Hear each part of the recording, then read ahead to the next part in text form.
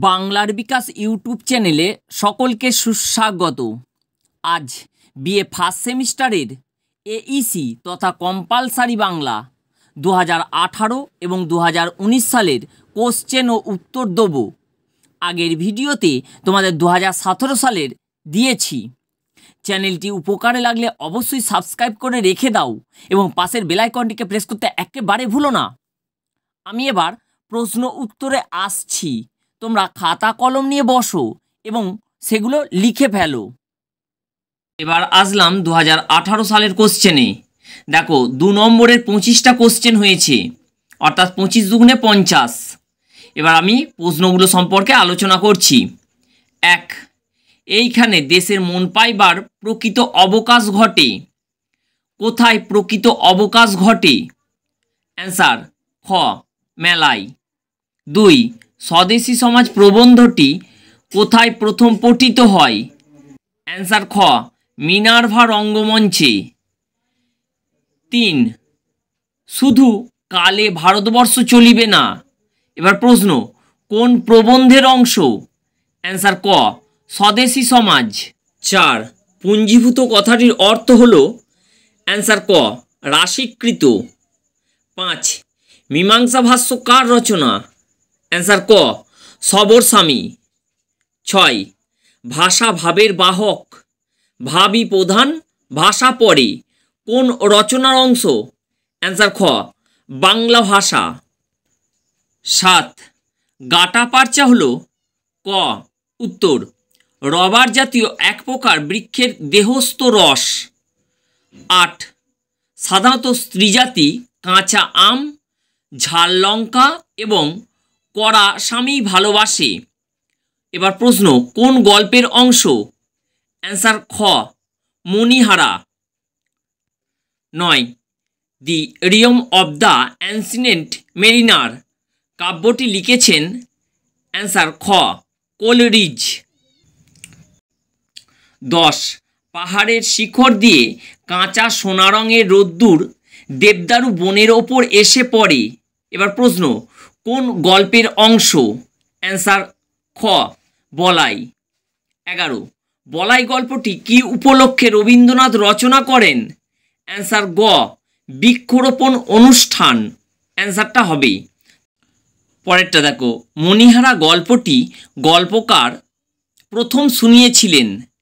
Answer গ, কুচবিহারের মহারানীকে। 13, বসুধা কথাটির অর্থ হল? অ্যান্সার ঘ, পৃথিবী। 14, প্রেম মোর ভক্তিরূপে রহিবে ফেলিয়া নৈবেদ্যর কত সংখ্যক কবিতার পঙ্ক্তি? অ্যান্সার খ, 30 সংখ্যক। তারপরে দেখো 15, বর্তিকা কথাটির অর্থ হল? অ্যান্সার ক, বাতি। পরেরটা দেখো, নৈবেদ্য কাব্যটি কবি উৎসর্গ করেন? অ্যান্সার ঘ, পিতৃদেব দেবেন্দ্রনাথ ঠাকুরকে। তারপর দেখো 17, নৈবেদ্য কাব্যটি প্রকাশিত হয়? অ্যান্সার ক, 1901 খ্রিস্টাব্দে।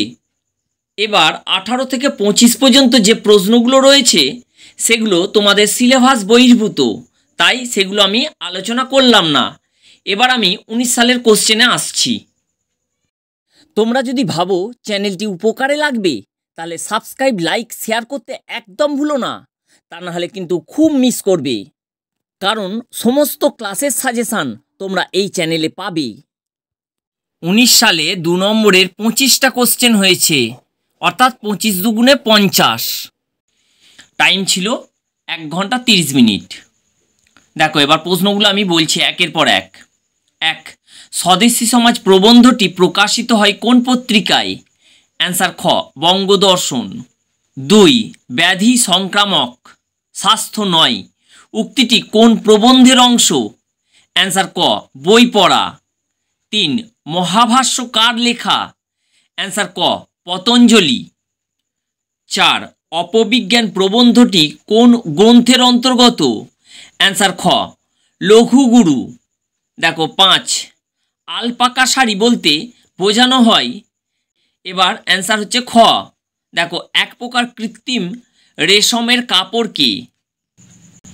6, মন্দিরের মাথায় যে স্বর্ণকলস থাকে তাহা নিজে উচ্চ নহে, মন্দিরের উচ্চতায় তাহাকে উচ্চ করে। এবার প্রশ্ন, প্রাবন্ধিক স্বর্ণকলস কথাটি কোন প্রসঙ্গের তুলনার্থে বলেছেন? অ্যান্সার গ, সমাজে সমাজপতির অবস্থান প্রসঙ্গে।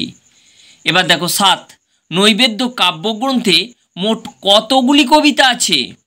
অ্যান্সার গ, 100টি। তাহলে দেখা যাচ্ছে এই প্রশ্নগুলো বেশিরভাগই রিপিট হচ্ছে, তাই তোমরা খুব ভালো করে পড়বে। তারপর দেখো 8, শক্তিদম্ভ স্বার্থলোভ মারির মতন।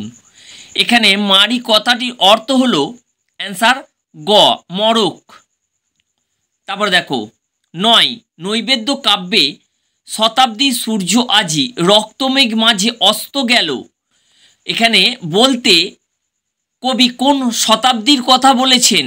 অ্যান্সার 49 শতাব্দী। 10, চিত্ত যেথা ভয়শূন্য উচ্চ যেথা শির। নৈবেদ্য কাব্যের এই কবিতাটিতে মোট কতগুলি পংক্তি আছে? অ্যান্সার গ, 14টি। 11, আপন প্রাঙ্গণতলে দিবস সর্বরি।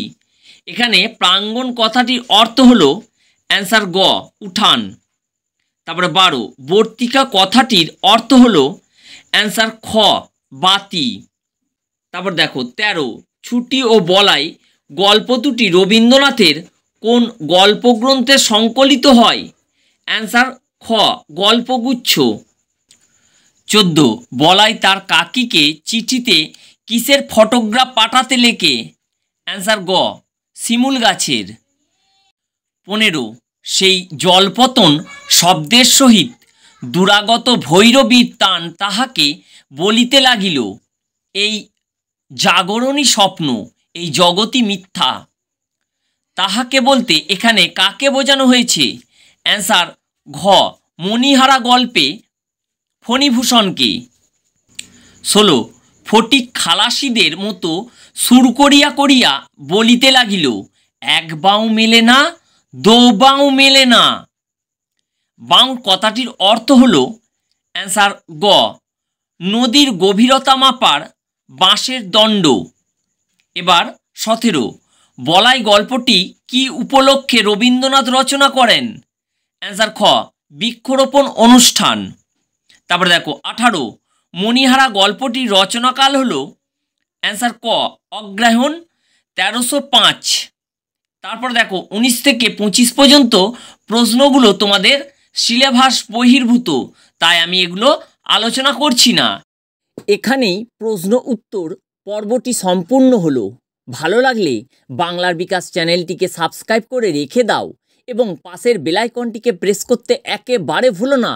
লাইক করো, বন্ধুদের অনেক অনেক শেয়ার করো, কারণ সমস্ত ক্লাসের সাজেশান তোমরা এই চ্যানেলে পাবে। আজকের মতো এই পর্যন্ত। সকলে খুব ভালো থেকো। নমস্কার।